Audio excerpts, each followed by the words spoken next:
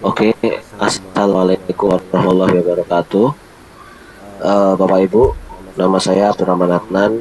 Di sini saya akan membuat video tutorial bagaimana cara untuk menggunakan quizzes dari posisi kita sebagai guru atau pengajar.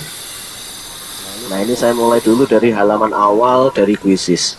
Nah, Bapak Ibu, dari yang menarik adalah quizzes ini namanya sudah berubah namanya menjadi Wayground. Ya, jadi kalau kita buka quizzes, mungkin nama webnya tetap quizzes, tapi namanya jadi Wayground di sini. Ya, ini contoh. Jadi ibu nanti bapak bukanya di www.wayground.com yang ini. Ya, ini contohnya. Nah, setelah masuk ke halaman ini, kita perlu login atau sign up. Login itu untuk kita yang sudah pernah bikin account, sign up itu untuk kita yang belum pernah bikin akun. Nah, di tombol bawah ini juga ada pilihannya. Kita bisa sebagai teacher atau sebagai administrator. Nah, saya sih lebih suka pakai teacher karena menu-menunya sudah disesuaikan dengan uh, apa yang biasa guru kerjakan gitu. Nah, karena saya sudah pernah bikin akun, maka saya akan lebih milih login. Nah, di sini saya akan login menggunakan akun belajar ID yang dimiliki oleh guru. Nah, ini otomatis sudah pernah, tinggal ngisi saja. Kalau Bapak Ibu belum pernah login, ya nanti harus ngisi dulu dari awal sesuai sama petunjuk web yang sudah ditulis. Tinggal milih saja.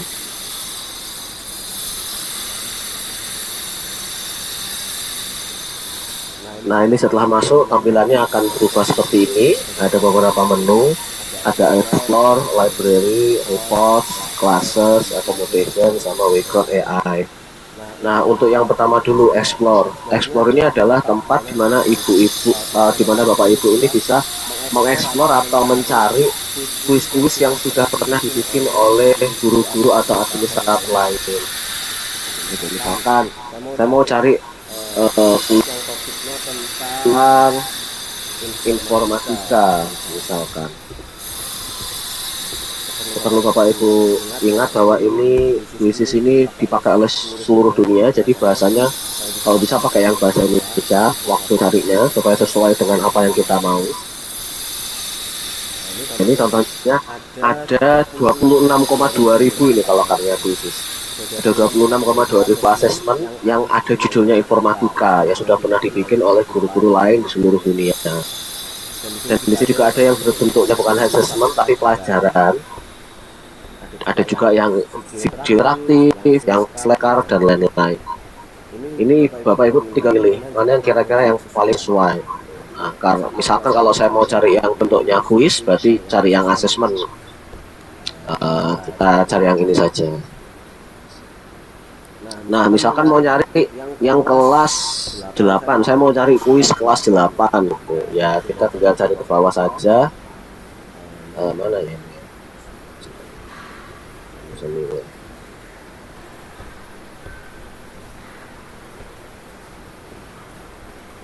Nah, ini ditarik ke bawah, milih kelas 8. Nah, ini tadi kelas 9 yang terpilih. Nah, ini kita akan ditampilkan oleh banyak kuis yang pernah dibikin oleh guru-guru yang lain, yang sama guru yang lain itu diberi tanda bahwa ini kelas 9 untuk level kelas 9 gitu. Kita tinggal milih. Kalau misalkan yang ini misalkan 20 pertanyaan. Nah, ini diklik saja lalu mengarah ke halaman baru. Dari sini misalkan kita mau menyuruh siswa kita untuk mengerjakan kuis ini, ya kita pilih assign saja. Assign ini berarti memberi tugas ke siswa-siswa kita. Nah, ini juga ada rekomendasi untuk siswa-siswa yang disabilitas dan lain-lain, tapi untuk ini saya skip dulu.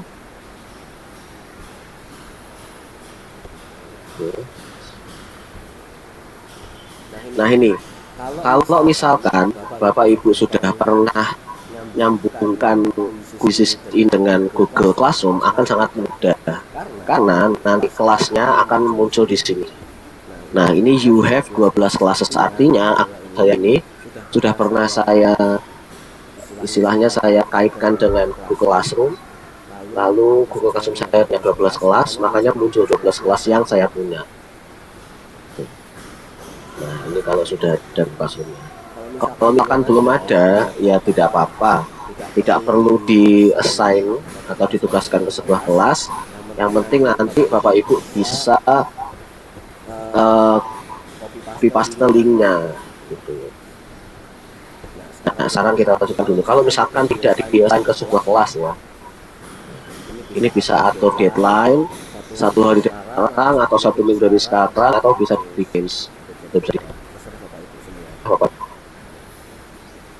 Nah, ini juga ada kemas, ini berupa praktis atau testing atau akurasi. Testing ini biasanya buat ulangan, praktis ini untuk latihan, akurasi ini untuk lebih ke akurasi siswa. Ini juga bisa dirubah percobaan siswa bisa unlimited atau 1 kali atau 2 kali, terserah Pak Ibu. Dan juga ada bisa customize ya,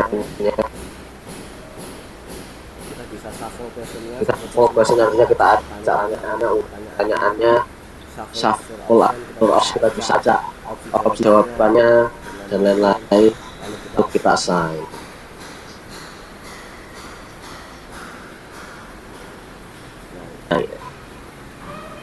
Nah, lalu muncullah seperti ini. Gimana cara share ke siswanya? Ini kita bisa nyuruh siswa untuk buka join quiz.com lalu memasukkan kode ini 59770908. Atau cara kedua, kita bisa copy linknya ini, lalu misalkan kita copy ke WhatsApp siswa atau ke WhatsApp dari wali kelas, WhatsApp dari ketua kelas, lalu biar di share ke teman-temannya. Mereka tinggal klik link ini nanti, lalu akan mengarahkan ke kuis yang tadi gitu. Nah, itu tadi kalau memakai sumber yang sudah pernah dibikin oleh orang lain. Kalau misalkan mau bikin sendiri, bagaimana Bapak Ibu? Bikin sendiri ya, kita bisa bikin create ini, create. Ketika dia mau bikin sendiri, bikin assessment itu berupa kuis, lesson ini berupa pertanyaan, interaktif video dan lain-lain. Ini saya akan coba contohkan menggunakan assessment ini. Nah, dari sini pun kita ditawari 3 cara. Kita bisa langsung mengupload, misalkan Bapak Ibu sudah punya PDF dari bisnisnya atau sudah punya file Word dari kuis yang akan diberi ke siswa, itu kita bisa pilih menu ini, lalu nanti filenya diupload biar nanti langsung dibikinkan sendiri. Atau dengan AI, ini nanti biasanya dari YouTube atau dari Google Docs, dari sumber online yang lain. Misalkan nanti kita bisa kopas linknya, video belajar di YouTube, kita kopas linknya ke AI, maka saya akan dibuatkan kuis yang terkait video. Kalau mau benar-benar mulai dari awal, ini create from scratch. Berarti kita benar-benar mulai, benar-benar bikin satu persatu secara manual. Nah, karena saya di sini sudah punya dokumennya, gitu. Ini, tapi saya bikinnya dari Google Docs, dari MS. Bedanya MS offline ya, Bapak Ibu. Saya bikinnya yang online. Nah, saya akan coba pakai AI tapi yang dari website. Kita praktekkan. Di sini ada pilihannya lagi. Dokumennya langsung kita upload atau ROM-nya. Nah, karena saya ini mau lebih cepat, kenapa lebih cepat? Karena kalau saya upload dokumennya ini saya perlu download dulu. Nah, biasanya saya kurang suka dengan cara itu. Saya lebih suka kalau teksnya langsung saya pilih semua, lalu saya Ctrl C, saya kopas, terus saya masuk ini Ctrl V. Nah, saya mau outputnya nanti pakai bahasa Indonesia.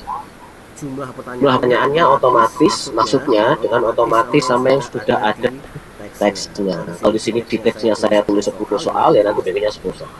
saya lebih suka pakai pilihan otomatis daripada yang 10, 11, 20. Karena saya mau ya mau saya misalkan mau 21 atau gimana supaya bisa lebih fleksibel. Kita pilih generate quiz.